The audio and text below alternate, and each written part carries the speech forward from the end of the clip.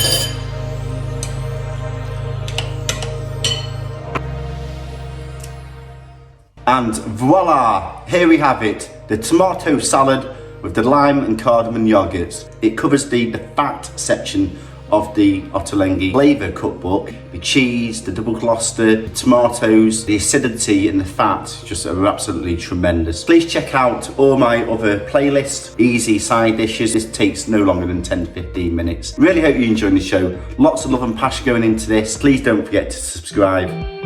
Enjoy.